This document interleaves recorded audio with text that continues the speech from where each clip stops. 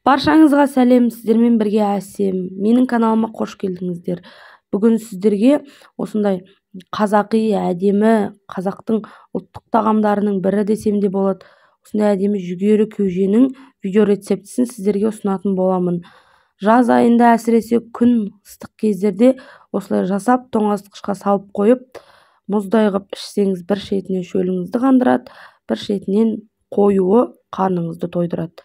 Және де ең алдымен осылай 5 литрлік қазанымызға 4,5 литр су құйып алып отқа қоямыз.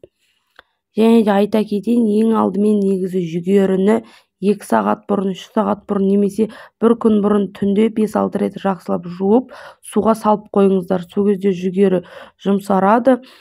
Сөйтіп қайнатқан кезде тез пісетін болады. Мен бір күн бұрын салып қойдым жүгеріні.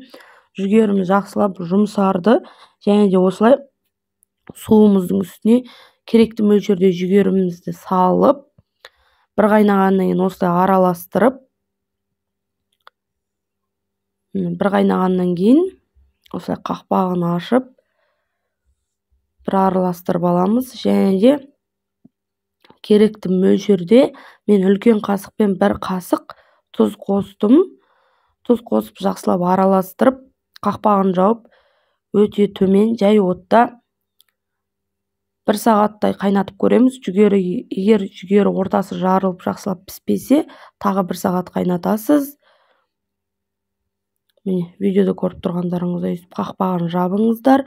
Міне, газдың астында көрсеттім сіздерге. Осылай газдың астын жай басып қойып, 1 сағат немесе 2 сағат қайнатып пісіріп аласыздар.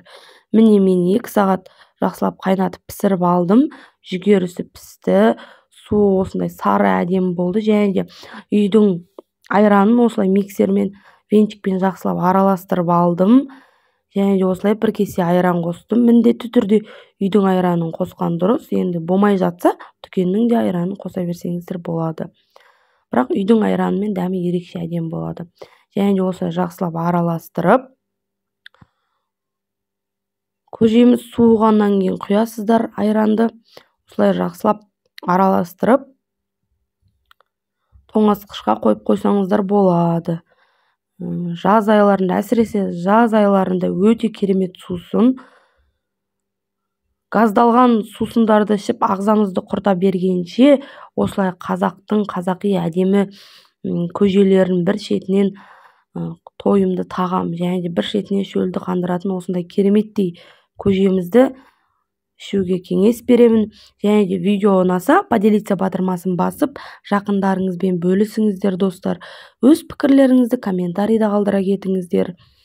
Видео ұнаса, лайк басып қойыңыздар, достар.